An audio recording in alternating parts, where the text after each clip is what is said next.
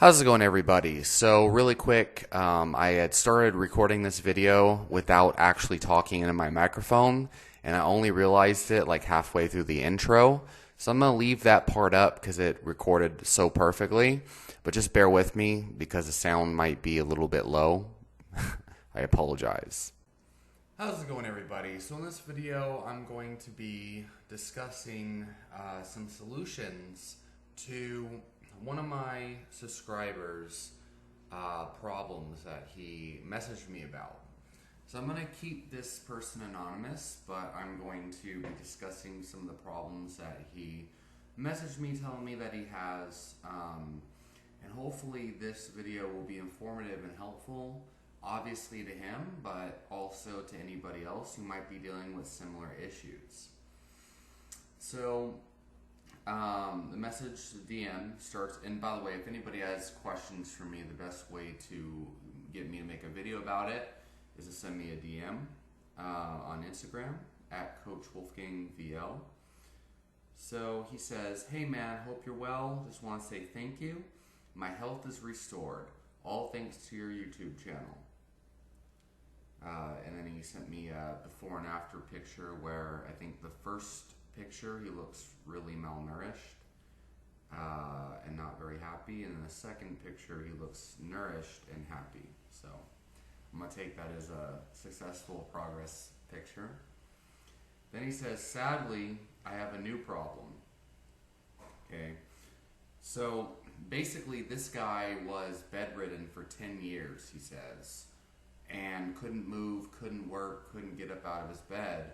But then some of the tips that I gave in my YouTube videos, like, eating a diet based on animal proteins, including liver, and then he believes no fat really helped him, which is interesting.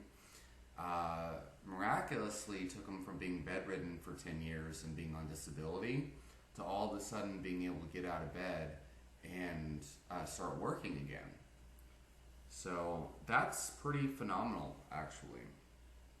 But he says, that he has a new problem. Now that he is able to actually get up out of bed and actually, live his life to the fullest, he has all sorts of pains and symptoms of being underfit, basically, of being undertrained, symptoms of a body that has been bedridden for 10 years. He says, "New problem due to all my years being inactive. I have interior pelvic tilt," which I believe he means anterior pelvic tilt.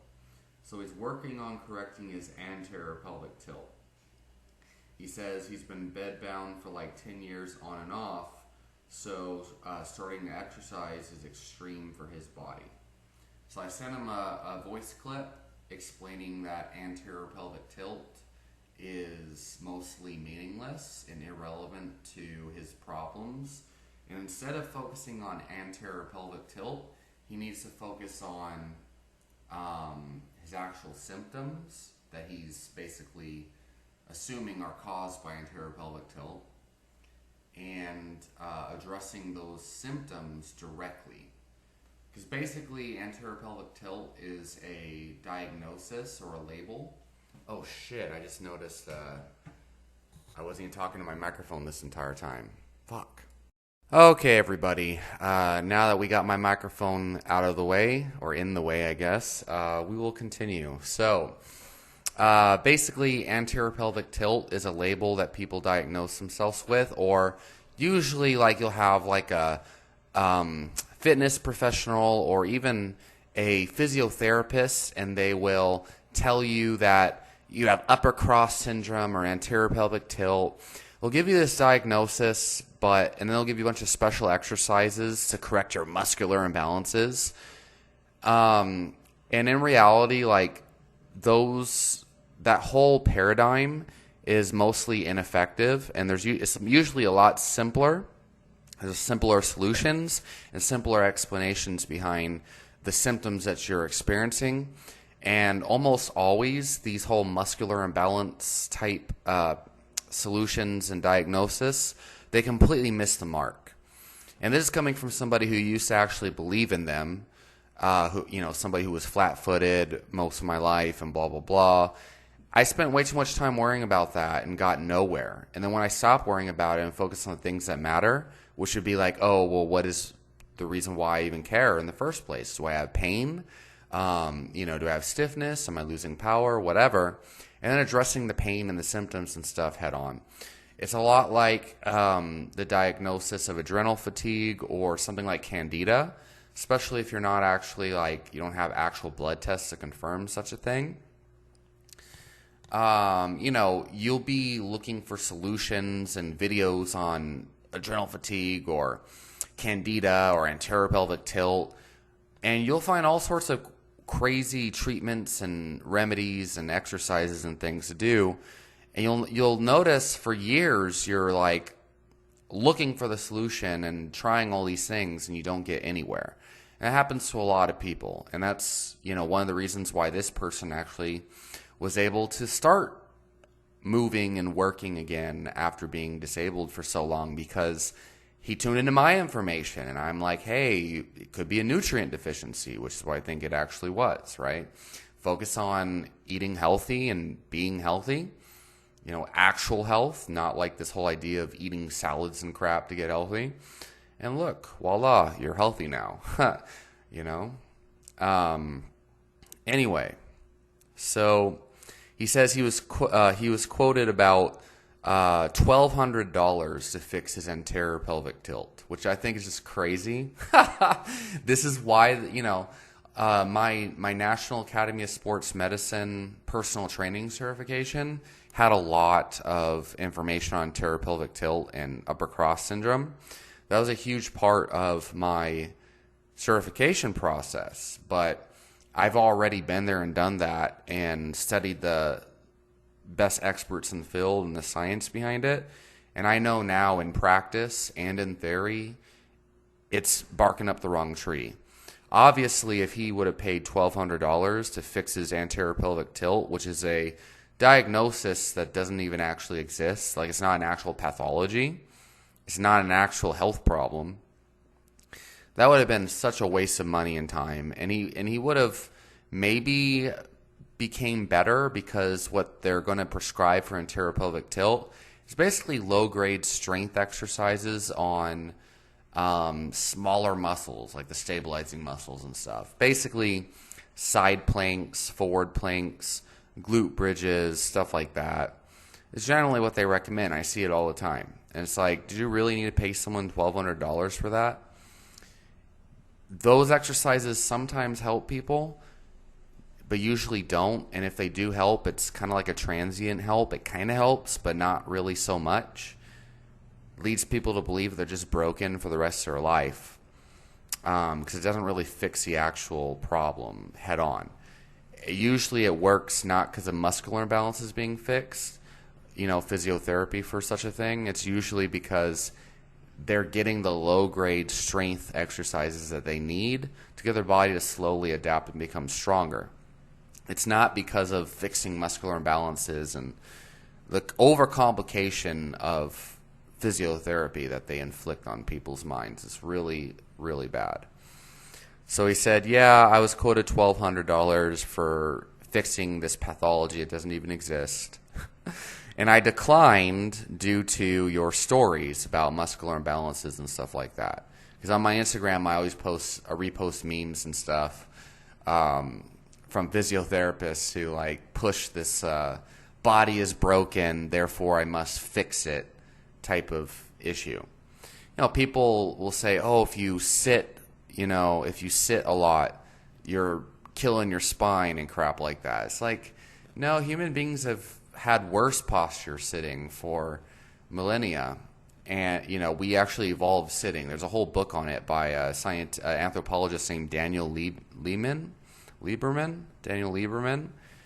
And it's not sitting that's the problem. It's the fact that we're sitting and being sedentary most of our days. And then we're not exercising at all, right?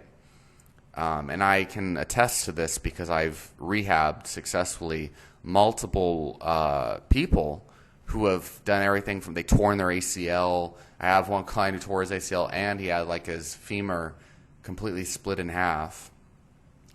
and he has a sitting job because he's like a counselor, clinical counselor or whatever, just sitting all day. And just through basic stretching and proper overload strength training, he used to have really bad back pain every day. But when I got him to learn how to do strength and flexibility properly, his pain just completely went away. And people will be like, oh, your posture and this and that is causing anterior pelvic tilt, is what they'll say. It's because you sit all the time. It's causing a muscular imbalance, causing anterior pelvic tilt. You need to do these specialized exercises to solve your anterior pelvic tilt. And for me, I'm like, well, wait, you have pain in your lower back? Here, let's do these stretches for the lower back. Hold them a minimum of 1 minute each for 3 sets every single day. Do some basic progressive overload on squats and deadlifts. And I did do some balance and stability for his knee because he had an ACL injury. And what do you know? The guy has no back pain at all anymore. And I have another client who's a waiter. It's a good friend of mine, actually. And this guy was doing waiter job stuff for the last couple months or whatever. And he came to me telling me, I have back pain. My yoga instructor was telling me it's because I have all this built up stress, and I'm holding all that stress in my back, and I need to take adaptogenic herbs and do yoga to relieve the bioenergetic stress that is being magically stored in my glute muscle. Bro, you hear this crap all the time. You hear these crazy, exaggerated, far-fetched extrapolations of what they think is happening. In reality, I had this guy just do some basic stretching and strengthening exercises, and some hot baths and stuff, and he doesn't feel pain at all anymore. I'm familiar with all of these things, like the bioenergetic model of pain and stress, and then also, like Elliot Holston's bioenergetics, and muscular imbalances and stuff like that. And I realized, well, now after it's been almost 10 years now of training other people, and 12 or 13 years of training myself, as well as being educated and just being obsessed about finding the truth, these problems are so much simpler, okay? And you'd be surprised at how quickly they resolve when you just do the right thing. It's a lot like health and nutrition and even disease reversal. People are like, oh, I ate healthy and all this stuff, and I still developed diabetes. People will say shit like that. And it's like, well, maybe the diet that you thought was healthy actually wasn't a healthy diet. And this is actually common. And this is why you have, carnivore zealots, if you want to call them that, or ketogenic zealots, because they realized they were eating, whole grains and this and that for so long, and they still were fat and unhealthy and developed diabetes. And some even did marathon running. And then they switched to keto or carnivore, and all their problems go away. It's not always because keto or carnivore is the best of the best diet or something, or that there's something magical about it. It's that it has key elements that address your specific individual problem. And those key elements are neglected in this mainstream health and fitness field. So identifying the actual causes as to why we get healthy and why we have these pain conditions or whatever disease conditions, that's what's most important. Okay, and I can tell you, anterior pelvic tilt, completely missing the mark. So I'm getting to that.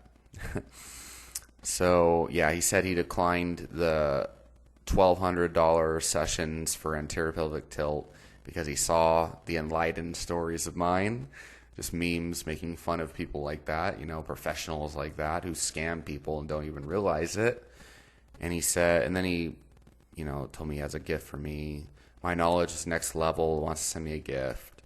Said I didn't accept his gift last year because he wanted to compensate me for my knowledge. And I told him, no, it's okay. I don't really do this for money and stuff, but I accepted his gift this time. So then he said, basically from my videos, I should work out for the weak muscles to correct the body. That's what he says. I don't even think I have any videos on this. So It's kind of interesting. I don't remember making a video about that, but that's kind of not exactly how it works. But so I asked him, well, what are your symptoms exactly? He said, I have severe lower back pain. I have glute pain. I have deltoid pain. My hamstrings are tight. Sartorius, I'm going to assume he means serratus anterior. Serratus pain. So you would advise exercise. Am I correct? By the way, it'll be my first time in the gym for 10 years. My health conditions completely resolved through eating liver once a week and practicing NoFap. I'm pretty sure my severe porn addiction was the root cause. My health slowly got better. My mind got clearer when I did NoFap and ate liver. So I think NoFap is important, but I don't believe you can just go from being disabled and bedridden to all of a sudden being able to work and stand up and do it everyday life after 10 years of being bedridden just by doing NoFap. I think you had a nutrient deficiency, and I think liver helped to reverse it. And I'm sure I think I advised him to eat more animal-based foods and stuff too. So, and looking at his old pictures, he just looked severely malnourished. And if I remember correctly, he originally came to me talking about having adrenal fatigue and a severe overtraining syndrome. But the thing is, even if you're an endurance athlete, you'd have to fuck yourself up pretty bad to not be able to recover for 10 years. Almost always, it's not overtraining or adrenal fatigue that's causing the bedriddenness. It is they're missing something in their diet, or they have some kind of viral infection or something like that that's underlying it. Usually Epstein-Barr or something to that extent, or Lyme's disease. But I think this person just had a nutrient deficiency that the diet changes I talk about in my videos helped. And make no mistake, NoFap helps too, but you don't go from being disabled and bedridden to being lively based on NoFap. So he says basically he has all these pains and he has very low stamina because he was bedbound for so long. He says his workout history is simple. He's done nothing, just walks and stretching. His diet is clean, energy levels good, just muscularly sore. He says he doubts I'll ever see a case like his because he's been bedridden for 10 years. Now I have, but people usually go to the wrong people and don't solve their problems. And you see them on Reddit boards, basically all complaining and drowning in each other's misery, and getting on these weird abstract treatments from medical professionals that aren't even really what they're supposed to be used for. And I said, when you were bedridden, what exactly did you mean? He said, literally, bro, I could barely even walk 15 meters max before being completely out of breath. Not sure how it linked up, but NoFap fixed it very slowly. Plus meats and liver and lots of meditation. So yeah, I think the meats and the liver is what helped it. You hear this all the time. If you look at ex-vegans who went like carnivore, you'll see all these people who literally, some of them, especially the raw fruit people, they're bedridden and they do all this other stuff like fasting and juice fasts and crap like that. And then they start eating meat and liver again and they're like, oh my God, it's a miracle. It's like, it's not that meat's magical. It's that it has vital nutrients that you need. And even if you're on a cooked food vegan diet, usually I do better on cooked food vegan diets, but like I've seen this so many times. I think there are vital nutrients in meat and liver that have not been entirely verified by the best scientific evidence, but there is evidence for it. Just the mainstream, I guess, still thinks you can be completely vegan and, things like carnitine, creatine, whatever. But I think this guy probably had a B12 deficiency, maybe probably iron or whatever. There's probably a lot of nutrients he's missing, and meat and liver helped, and now he's not bedridden anymore. He said, thanks, bro. Let's see. Extremely weak abs and extremely weak glutes in his notes. Anterior pelvic tilt he's been diagnosed with. So I gave him basic recommendations, and then he said he went back and followed my advice, and he's feeling a little bit better. Okay, so here is basically the thing. So first of all, instead of focusing on anterior pelvic tilt, usually people have lower back pain. A lot of times it's isolated to one side of the lower back, usually around the tailbone area. A lot of times you'll hear people refer to this as the psoas muscle. Basically you have a sore ass, but the psoas, starting with a P, S-O-A-S, whatever, psoas muscle. And other times you have, lower glute type pain and stuff. Like this was actually, again, like I've had a multitude of clients. I used to have this issue, and I still do, depending on what I do. Only once in a blue moon if I overdo it on something like deadlifts and I don't stretch. Usually the key factor is a lack of stretching and a lack of foam rolling. I've actually found, and the thing is, foam rolling is looked at as quackery in the evidence-based community, but I find any kind of massage or self-massage and stretching, if you really do it properly over that area, really, really helps. So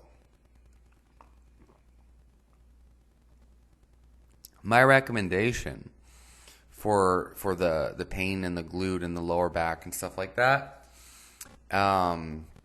is you need to do the toe touch, the sit and reach toe touch stretch for a minimum of 60 seconds for it to be effective, and do 3 sets minimum, 3 sets of 60 seconds each, and just focus on feeling a stretch in those areas. That's the first thing. And you hear a lot of people talk down on stretching and talk about how the science claims it doesn't actually help and this and that. I don't really care about that because I've seen time and time again. So first of all, when I follow the advice that stretching doesn't help, just do full range of motion strength exercises, I feel like absolute garbage within a couple days. And if it prolongs, I start to pull muscles and stuff if I don't stretch. I find stretching in all of my clients that have the exact pain that this guy's talking about, stretching is key. It is number one. So the sit and reach, toe touch stretch, the longer you hold that stretch, the better, okay? If you say you do meditation, like this guy says he does, use stretching as meditation. A lot of people don't like stretching. A lot of people don't like sitting and staring at a wall and meditating or focusing on your breathing or whatever it is you do, listening to mantras, repeating the same word over and over again, whatever. Stretch. Stretch, stretch, stretch. Stretch like your life depends on it, because it does. This will make the absolute most difference in your pain. Stretching, holding a minimum of 60 seconds, but longer is better. If you can hold 2 minutes, 3 minutes each, do it. Highly recommend stretching for prolonged periods of time.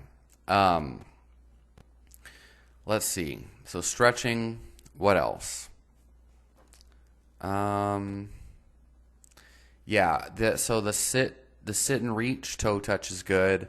The other one is basically you're in a sit and reach toe touch stretch position, or sitting like you're about to do that. Spread your legs out as wide as you can without overstretching, and be very careful. Kind of like progressively widen your legs more and more, and then reach in between your legs. I forgot what this one's called, but it's basically a leg split out in front of you, legs wide, and you're reaching in between your legs. And you want to hold this stretch, again, for 1 to 3 minutes for 3 sets each. So you're like sitting on the ground and you're reaching in between, and you got your legs spread out, and you're like reaching in between your legs. And you want to, and you hold each for like 30, for like 1 to 3 minutes. And then you rotate. You'll bring your left arm over to your right foot, and you'll hold that, actually both hands to your right foot, and then do it on your left side. You want to get a good stretch in the obliques, a good stretch in the lower back, and the glutes, and your hamstrings. And he says he has tight hamstrings. You'll hear a lot of like quacky opinions from people, like, oh, if you always have tight hamstrings, it's an illusion. It's not because your hamstrings are tight. It's because your glutes are underactive or something. It's like, look, if you just do the basic shit I'm telling you, it doesn't cost you any money. It just requires discipline. None of the crap you hear these crazy people talk about is going to matter. Anterior pelvic tilt, all that stuff. If you just do this basic stretching alone, your pain's going to go away. The big problem everybody has is they overcomplicate things.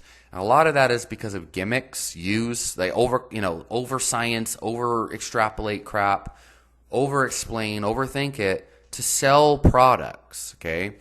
This professional is trying to freaking sell anterior pelvic tilt as an illness, as a physical pathology for $1,200 for a couple sessions or whatever. Like, if you just do this stuff for free, you're gonna be so happy you never paid that money. Trust me. So this basic stretching is the first thing. You need that. The next thing is, I believe it's called a Cobra Pose. So do downward facing dog into a Cobra Pose, I believe is what it's called. And you want to hold the Cobra Pose for, again, at least 60 seconds each. The longer you hold it, the better. And then push your head through your shoulders into like a downward facing dog. I think, I don't know. I'm going to have to make a video where I actually show people this. I call this just Coach Wolfgang's special stretch. That's why I tell most people they know what I'm talking about. But it's just a downward facing dog into a Cobra Pose. Do that for, 10 repetitions before your workouts as a dynamic warm-up. Hold each position for as long as it feels good. You'll notice a lot of relief in the lower back and the spine when you stretch that part out, especially if you sit a lot, because it's doing the exact opposite of sitting.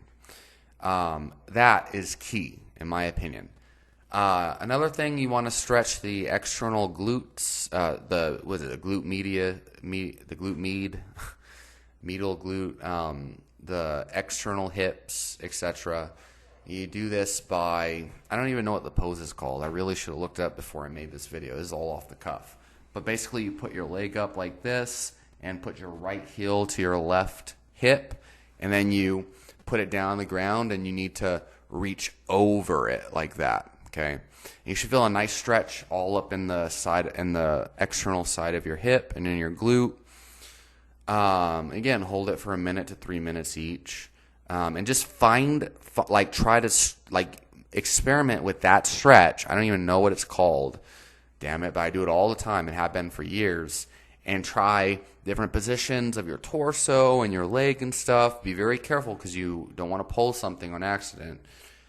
Until you feel a stretch in those areas, in your glutes and in your external hip and your external rotator. And it should feel great. These basic stretches are key. Another thing, you do the world's greatest stretch or a runner stretch or whatever. Those are okay. And then here's another one you can do. Basically, you are bent over like this or whatever, like in a hip hinge position. And it's rotating like that. Obviously, it's going to look better when you actually do it. I'm trying to fit this in the camera. That's going to take care of a lot of tightness in the spinal rotators or whatever. And just like in the spine in general, it's going to help loosen it up. Doesn't matter what you call any of this crap. Remember, labeling is usually what messes people up here. It's a matter of, well, what feels bad? What do you feel pain in? And then what exercise can we use to relieve that? And those are just the basic fundamentals, okay? So that's for relieving pain, okay? Now, stretching is great, but it's not enough, especially if you're bedridden for 10 years, okay? So at a baseline, every single person needs to be doing strength training. Now, how to do strength training, what I'd recommend is, it's a very complicated thing. I'm going to have to make a whole nother video on proper strength training. If you want a flat-out recommendation for a program to follow, I do recommend Barbell Medicine. They have a 3-part series on how strength and adaptation works. No one watching this is going to be able to understand it unless you've been strength training for long enough. But basically, if you're going to follow a program, go and download The Bridge by Barbell Medicine and try to follow that. And again, it might be complicated, but I'll make a video where I try to make it easy for the general population to understand.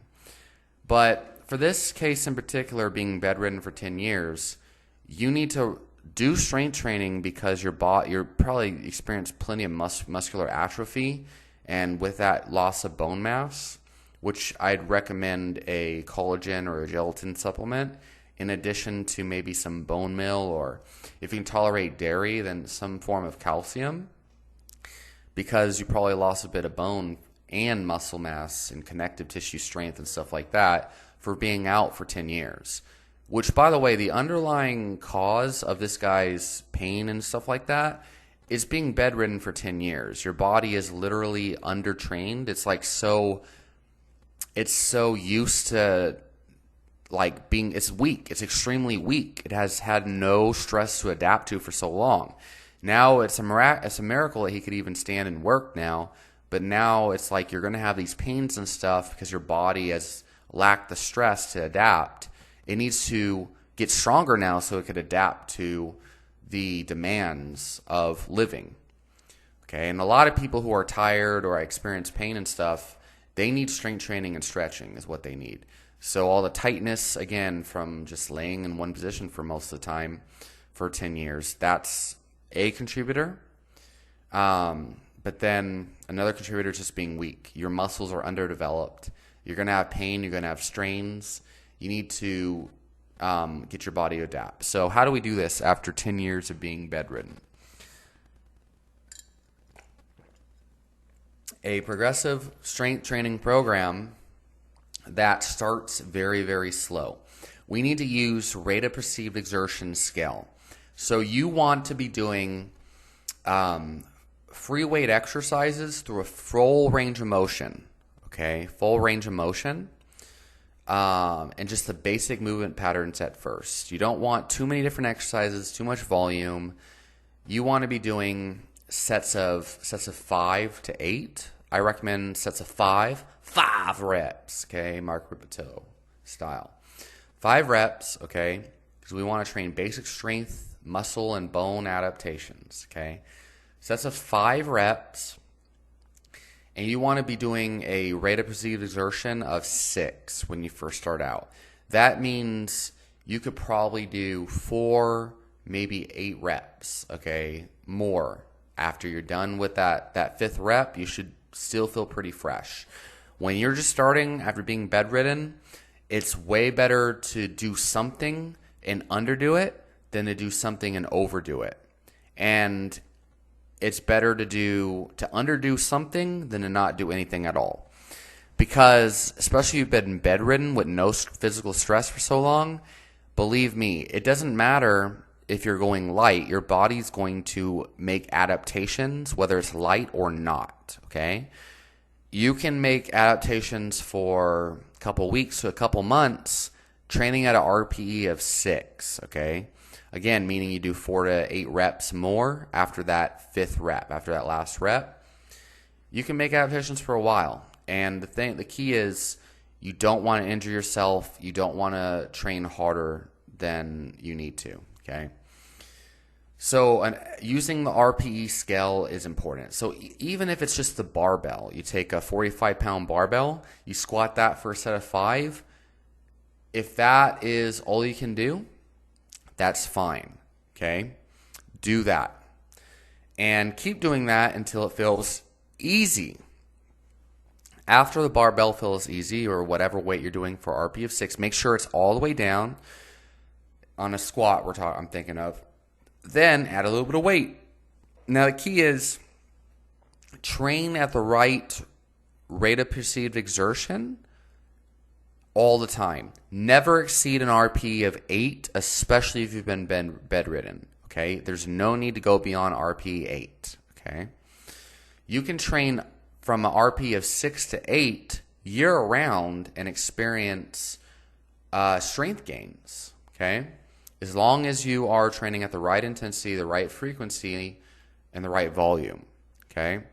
So in this case in particular, I would recommend a barbell squat, preferably everything with barbells, but a squat, a deadlift variation, squat, a hinge, an overhead press, a chest press of some kind. It could be a push-up if you could do that. Being bedridden, I'd be surprised if you could. And then some kind of row, like a horizontal press and a horizontal pull and then a vertical pull. So that's a squat, a deadlift, a pull-up, a row, a bench press or a chest press, and an overhead press. Yeah, right? You want to train an RP of 6 when you first start, and do probably at RP of 6, you can get away with 5 sets of 5 working sets. You want to progressively warm up to that by incrementally adding, 5, 10, 20 pounds until you get to a working weight that you feel is an RP6, okay? And you want to do that 3 times a week. So Monday, Wednesday, and Friday. You want to leave a day in between. So 48 hours in between workouts, usually. But, there's no hard and fast rules. Now, here's the thing you need to understand. Your body's going to be sore whether you're bedridden or not. Everybody gets sore for the first 2 to 4 weeks of training. And even if you're sore, you should still train, but just lower the intensity. The great thing about RPE is, let's say you hit a RP6 5x5 on Monday, and you just start working out, so you're still sore by Wednesday.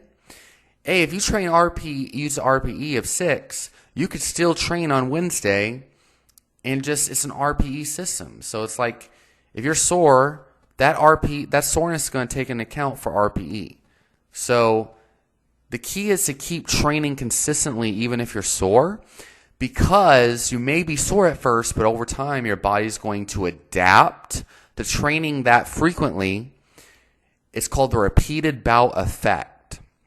The more repeatedly you do something with the same frequency and volume and everything, the faster your body adapts and stops getting sore. So the goal is not to avoid soreness. The goal is to adapt your body to be able to withstand the workload and frequency of that exercise, and eventually you get sore less and less. So at first you're going to be sore, and you have to understand that you're not broken. You don't need a rest day. You just need to train again with the similar movement patterns, so a full range of motion, and just keep the intensity low.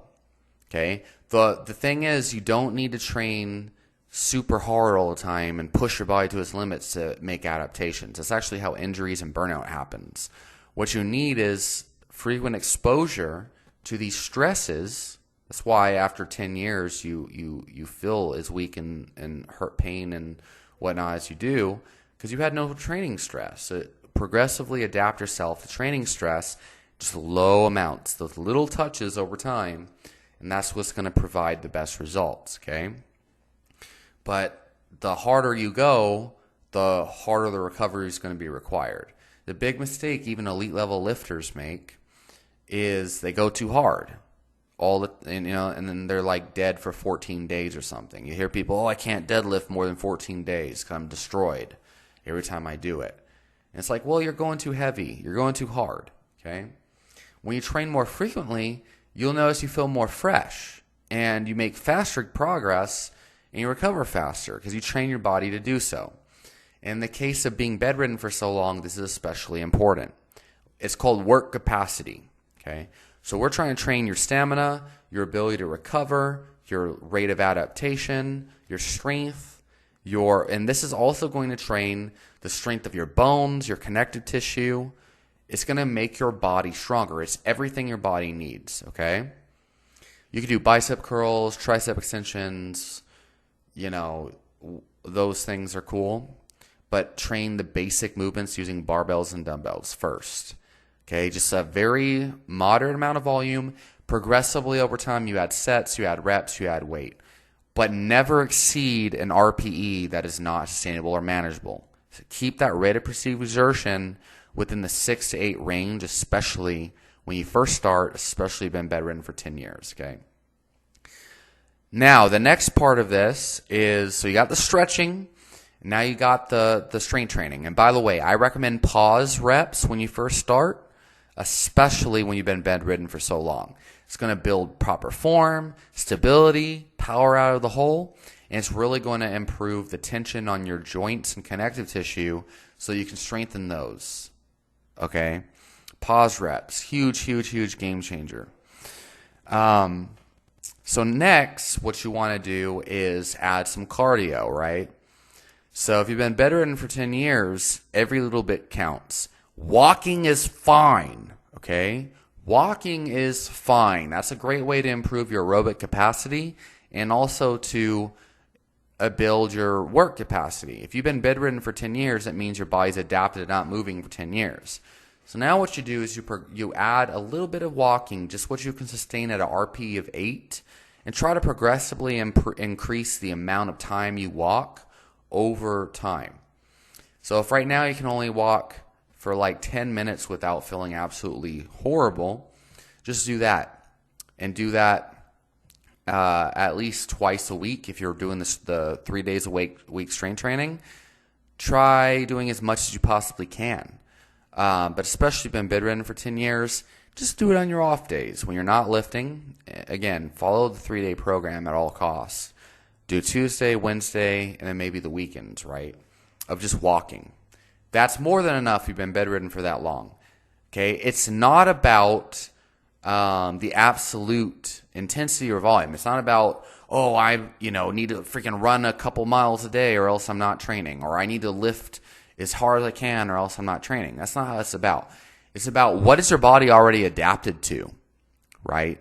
Your body's been adapted to not doing anything for 10 years, just laying on a bed, okay? If your body's adapted to such a low amount of work, all you need is a low amount of stress to improve and become more fit. This is key. This is how adaptation works. What am I adapted to? Being bedridden. And if I walk for 10 minutes, is that more stress than I'm already adapted to? And if it is, that's going to cause your body to adapt to that more stress. The problem is if you do way more than what you're capable of kind of pushing yourself to do, that's where you get injuries and stuff. And you'll see this all over the strength training and cardio and marathon training and whatever, even health and fitness. People just go too hard too often with the wrong amounts of intensity and volume without any ability to recover from it. And they end up pulling a muscle, overtraining, overreaching is really what it is. They train way too hard beyond their current capability. Or fighters training for competition. They kind of train a little bit year round. And then when fight competition season comes, they just do everything super hardcore. They diet down really hard. They up their conditioning all hard, all at the last minute. What do you think happens? They feel like crap. They burn out. They get injured. And they walk into their competition, so worn down and injured. It's like you would have been better if you just hardly trained, didn't change your training at all, abruptly. Now you're injured and stuff. Like, what good did that training do? Because training is supposed to make you better. Small progressive adaptations over time, incrementally making you fitter. But no, you overdo it, you injure yourself, and then it's like, well, now I'm worse than I started. You don't want that to happen. Okay, so start as low as you can, and just remember, I'm moving now. Okay, I'm doing a little bit more than I was before, and that is key. Okay, now it's true you can push yourself super hard, and then your body can usually adapt to that, but it is not a pleasant process. And someone who is sedentary does not need to just jump in and go crazy. That is almost never good, and if you can do that, that's like defying the laws of physiological adaptation, but you'll see a lot of people who do that. So anyway, that's all I'm going to say for now. Another thing I'll say is, so for this person in particular, stretching is key. Strength training is key, but keep it really low intensity. Focus on pause reps. And don't be discouraged by soreness. You still need to train through soreness. Just keep it moderate. Eat lots of protein. Okay, this person already is doing that. It's probably one of the reasons why he's good now, because he solved his deficiency. And your appetite's going to be pretty low if you are in that state that he was in. Incrementally add more protein over time. You want 1 gram per pound of ideal body weight. Okay, so whatever that ideal body weight may be. And get that from whole animal foods, because that's where all your nutrients are going to come from, especially if you're in this undertrained state is what he's in. Develop your work capacity so you can go from undertrained to adapted to a higher amount of stress more frequently. You want to basically train your body to be adapted to being on your feet all day. That's what you want to do. Stretching, strength training with pause reps, protein from animal foods, liver, and then remove food intolerances. Don't eat wheat, okay? Don't eat soy. Stay away from whole grains for a while. You need to really dial in and see how foods affect your body. If you're experiencing such a severe condition like being bedridden for 10 years and you just add liver and meat, now you realize, well, wait, nutrition makes a bigger deal than I thought. And this guy is like thinking that it was a no-fap. Like, sure, that contributed, but I'm telling you, you had something very wrong with you nutritionally. That's probably what it was. And liver and meat helped. Okay? And I'm sure maybe there are other things that, whatever. It doesn't have to be the meat or the liver, but there's a nutritional deficiency at play. So now I would recommend adding some fruits in the diet if you haven't already. Low glycemic load, or just depending on what your problem might be. I don't know what diet he's following right now. But try some fruits, try some, maybe some bananas, some oranges, berries, peaches, melons, remove all the possible food intolerances, okay? And keep a food diary. Log your food and chronometer, okay? Just discipline yourself to do that. And then keep a note of how you feel every day in a diary or a log. So that's all it's going to be for today. Leave your questions and comments down below, and we'll talk to you all next time.